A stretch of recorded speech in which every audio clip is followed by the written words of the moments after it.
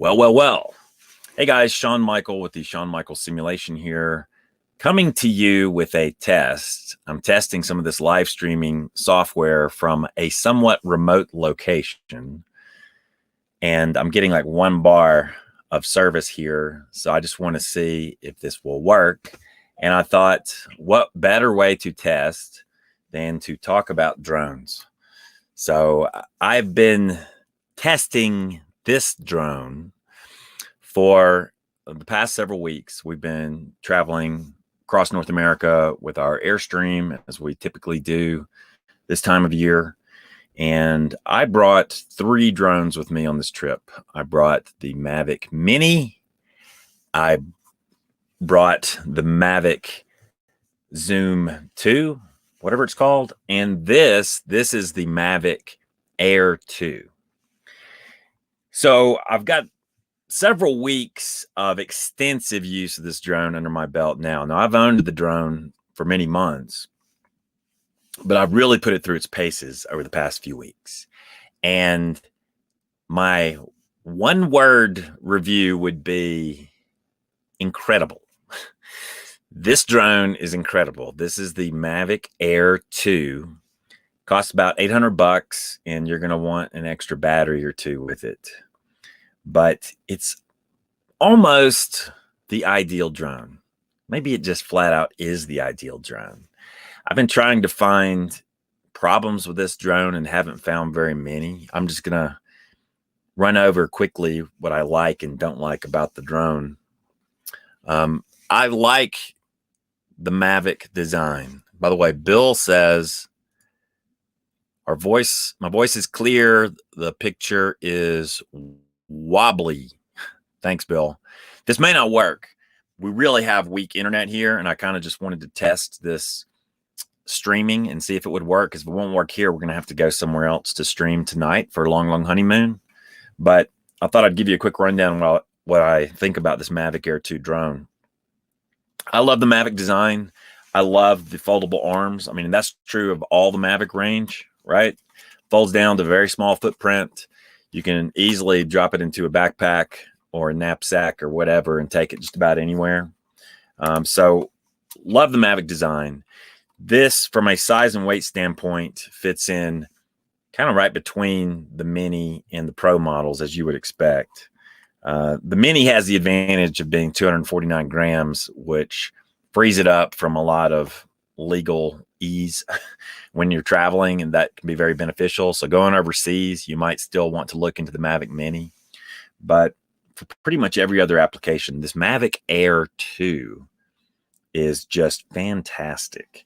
As far as what I like, I've already said I like the Mavic design, and this design also includes forward and rear collision detection.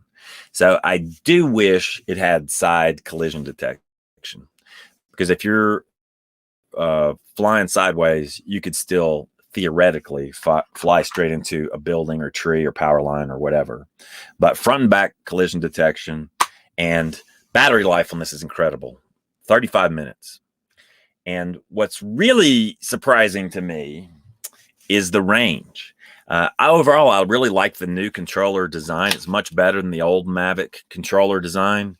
And the Mavic Air 2 is now compatible with the DJI Smart Controller. So if you have the Smart Controller, then you can use it with the Mavic Air 2. I haven't paired mine with my Smart Controller yet, but I'm going to be doing that in the next week or two, and I'll let you know how that goes. But overall, I love the controller, and the range is just spectacular. If you have a clear line of sight to the drone, you could fly the thing more than 15,000 feet away. And we're talking about like 3 miles of range, assuming you have clear line of sight to the drone and there's nothing blocking or interfering with the transmission. So the OcuSync transmission, I think this is OcuSync 2.0 or 3.0, whatever they're up to now, is incredible. And overall, the controller design is very good, much better than the old Mavic controller design. And I especially appreciate that you can select between tripod, normal, and sport mode right on the center of the controller. That is incredibly helpful. Sport mode means this thing will truly fly. I've gone more than 42, 43 miles per hour with this drone in sport mode. So it's faster than the old Mavic Pro. And tripod mode, of course, slows everything down and lets you get really cinematic footage. It does shoot 4K 60p. So you can get 60 frames per second 4K. It also shoots HDR video. I'm typically shooting 4K 30p because that matches up with all my other video content that I produce. Overall, the image quality is fantastic. They have a new sensor in this thing that's a 1/2 inch sensor, I believe. It's a larger sensor than was used in the Mavic 2 Zoom. It's not as large as the sensor in the Mavic 2 Pro, but it's a big sensor. And through firmware, they have added digital zoom, which is incredible. So you can actually record in 4K with, I believe, at least a 2x zoom. So it really works well. So like they've really added zoom functionality. It's kind of an electronic zoom. It's not an optical zoom, but works incredibly well. So that they've added zoom through firmware. And when I put this little guy up against the Mavic 2 Zoom, a lot of times I find myself reaching for the Mavic Air 2 instead. Now it has zoom. It's got longer battery life at 35 minutes. It's got incredible range, and the image quality is fantastic. It's got the bigger sensor. So it's really become my go-to drone. It's my favorite drone. You know, I also have a Phantom 4 Pro version 2.0. And I didn't even bring the Phantom on this trip. I'm almost embarrassed to say that because the Phantom definitely produces the best overall image quality. I mean, there's no denying that if you're going to get into this professionally, and let's say you're doing work for clients and so forth, then you might want to look at a Phantom 4 Pro. But that Phantom has a huge footprint. I put mine in this big case, and it's like lugging around the nuclear football. It's a huge case, and I just left it at home this time because I've got these other 3 Mavics, and I've always been pleased by the footage that came out of the Mavics. And I think for what we do with Long Honeymoon, that the Mavics work incredibly well.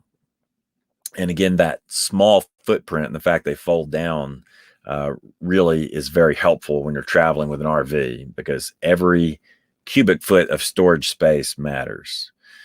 So what do I not like about the drone? I already mentioned that I don't like there's no side collision detection, and I don't really like this front gimbal protection piece. It's better than it used to be. They've definitely improved the design, but it's still a little fiddly and quirky to work with. You just pop it into place right on the front of the drone. So I'm not super happy with that, but it is better than the old design. The other thing that I don't really like about the drone, kind of running out of things that I don't like about the drone. I really like the drone. There's not much really to complain about with this drone. It's really made the higher end DJI drones look quite dated. I have a feeling we will see a Mavic 3 Pro very soon that will include zoom functionality. Maybe they'll improve the Mavic Zoom as well and do like they did last time and release a Mavic 3 Zoom to go alongside with it. But overall, I can't really find much to complain about with this drone. It's really sort of the culmination of many years of development. You know, I had the first generation Phantom back in the old days. I had the DJI Phantom 1.0. And in those days, there wasn't even a camera on board. You had to like slap a GoPro onto it through a camera mount, and the battery life was terrible. They were noisy. And by the way, the noise of this drone is very controlled. It's very kind of the lower pitch that they're doing now with the props makes it, I don't want to say a drone ever sounds really pleasant, but it's really very good as drone goes from a noise standpoint. So I started out with the very first drones, the very first generation. And this is such an incredible evolution. It's like going from a Model T to a Tesla Model S. Okay. So like it really is such a dramatic improvement, you know. And by the way, if you're into still photography, this thing takes some really good stills. So, you know, that's the Mavic Air 2. I'm going to put it down for a second and check out some of your comments. I apologize for not looking more into your comments, but again, this is just kind of a test, and I thought I'd talk about a drone while I'm testing. Brad says Grovant internet was weak in the area. Yes, it is very weak. We're getting maybe 1 bar, and we're testing a new cellular service I'm going to talk about quite soon. So we actually have a router here now in our Airstream, and we are and a booster. So in theory, our booster is grabbing that weak cellular signal, boosting it, and sending it to our router, and the router's putting out our Wi-Fi, and that's how I'm getting this to you guys. Let's say Johnny says, hey, Sean, the video is not very good. The audio is just fine. I appreciate that, Johnny. Michael says, I love the drone shots in your videos. Been thinking about a Mavic Pro 2. I have nothing bad to say about the Mavic Pro 2, except I won't be surprised if a new one comes out soon. And in fact, I'm so happy with the Mavic Air 2. I would suggest that you might look into getting one of those. Let's see. Gloria Ann says it's true. Everything you bring matters. And I'll talk about that more tonight. But, you know, I tried a slightly different approach this year, traveling with the RV, of underpacking. I didn't fully succeed. I always bring too much gear, and it seems like I always bring too much clothing. But I did pare back and do a little better this time. Gloria says, unless your eyesight is that of an eagle. Okay. Rick says, what about the FAA requirements for flying the drone? Well, it depends on where you are and what kind of drone you're flying. And that again brings up the point about the Mavic Mini. If you really just want to be relieved of worry about flying a drone, you could pick up the little Mini. It's $400, but you get a lot of drone for that $400, and it is so tiny. It's about the size of a small, very small bird. And it's only 249 grams. And you can fly that pretty much anywhere without having to worry about any kind of registration, with the obvious exception of airports and other areas that are geotagged. And Rick, you may or may not know this if you haven't flown a drone, but certainly these DJI drones have a lot of lockout areas. So if you were near an airport or a military base or so forth, the drone won't even enter that airspace. And quite often, if you're within, I believe it's 5 miles of an airport, you can't even take the drone off. Like it will not operate. Software won't allow you to fly the drone in that case.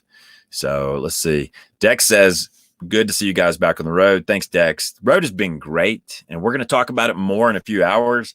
Again, I'm doing this just to test out this little live streaming software, and I'll probably sign off in a couple of minutes so I can see how this video worked. But it's really been great to have been back on the road with our Airstream. We love it. You know, we love the lifestyle. We love the travel experiences. We love being able to connect with people all over the country, and it's been wonderful. You know, I think honestly the biggest mistake we made this year was like everyone else, getting kind of bogged down with the media and the news and what was going on with the pandemic. And for a few months there, we couldn't really do very much.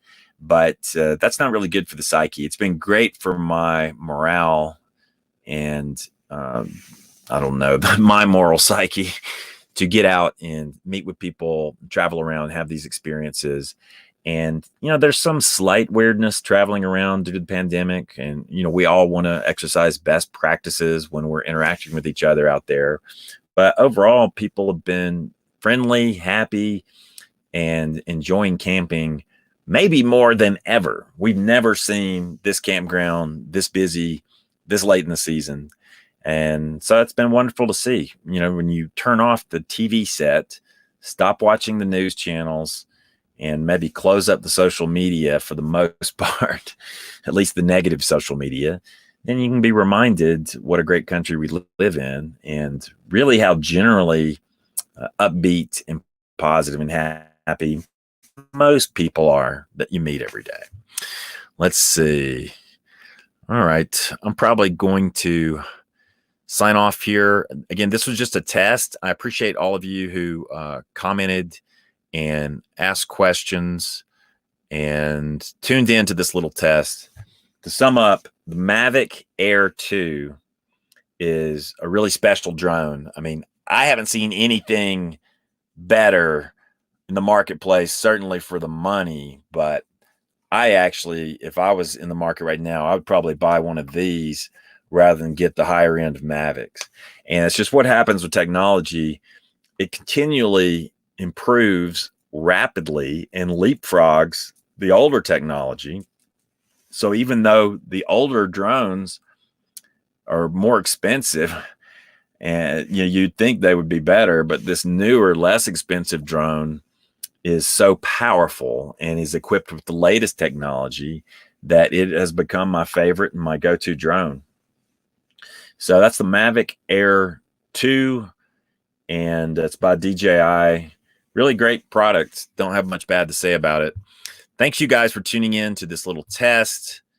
I am going to sign off. If this is working and Gloria Ann says it's clear in Florida, hey Gloria Ann in Florida, then we'll try doing this again from this campground. You might have guessed I'm in the Grovant campground in Grand Teton National Park, and this will be a triumph of technology if we're able to bring you any kind of halfway decent live stream from here. Let's see. Beth says she totally agrees. Went through that weird time not traveling. Getting back out on a couple of trips has been great for us too. Yes, and that's a point I want to reiterate tonight when we do our Long Honeymoon live stream, that if you have an RV and you've been wondering whether or not you should travel, I would not hesitate. Just check the weather forecast because we're getting late in the season. But it's so good for your emotional health, I think, to get out and have some enjoyable experiences with your RV.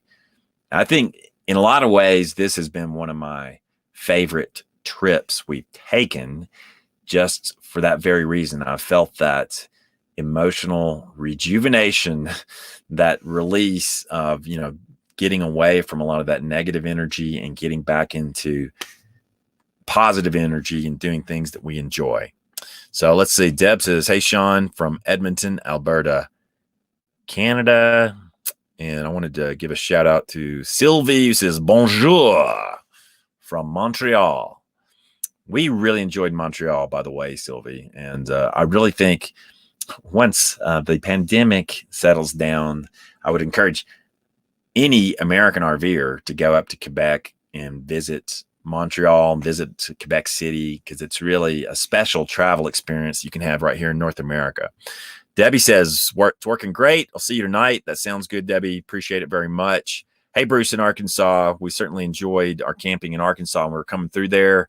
And, we may try and swing back through there on our way back home, whenever that might be.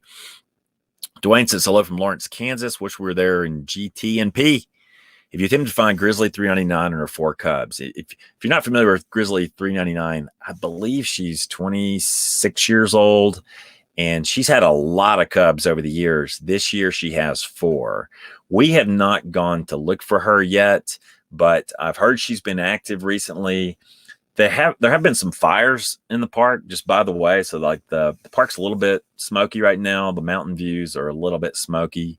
But as far as 399 goes, we've heard some rumors of where she might be. I would love to see her. I honestly don't think I've ever seen her before, unless it was many years ago, which it could have been, because we saw some grizzlies, I know, at Jackson Lodge.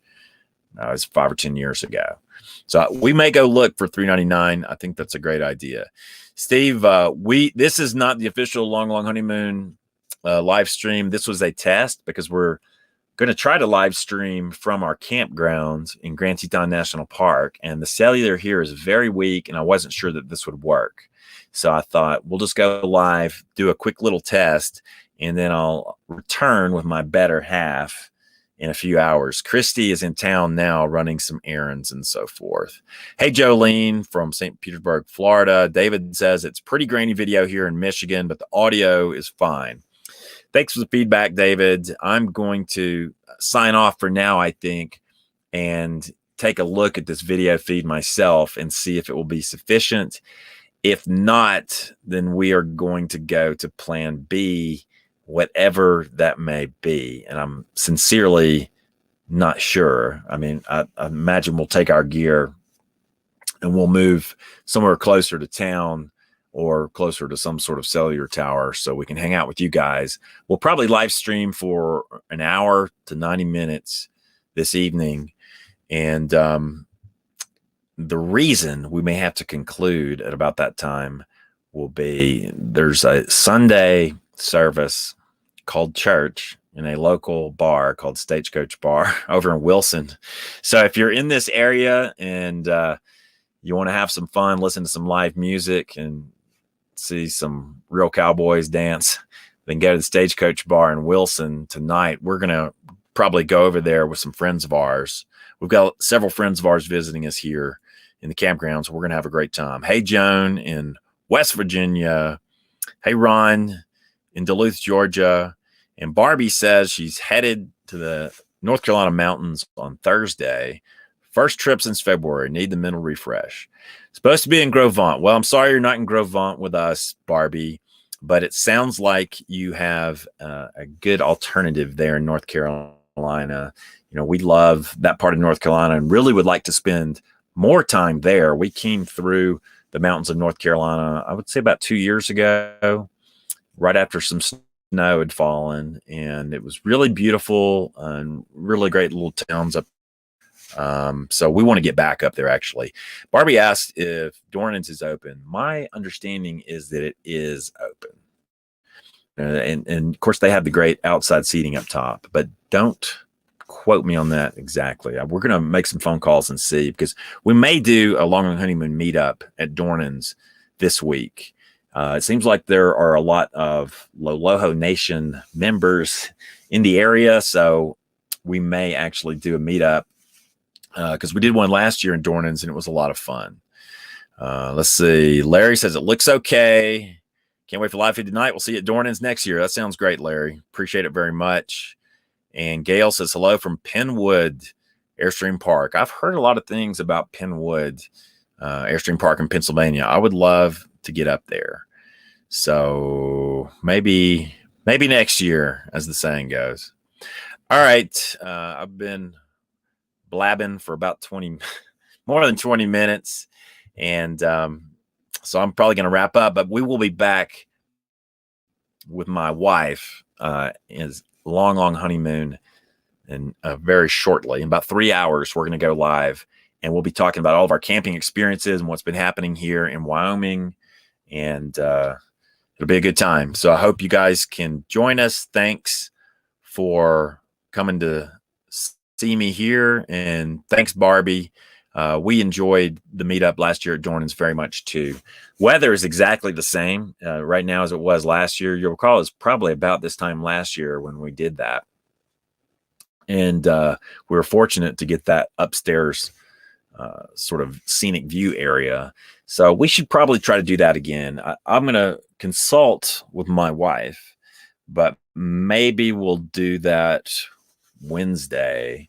We have some very dear longtime friends staying alongside us here in the campground. We've got like several guys who've been friends for 30 years who are going to be here. So I'm going to have to look at their schedules and see, you know, we might push back the live meetup a little bit later.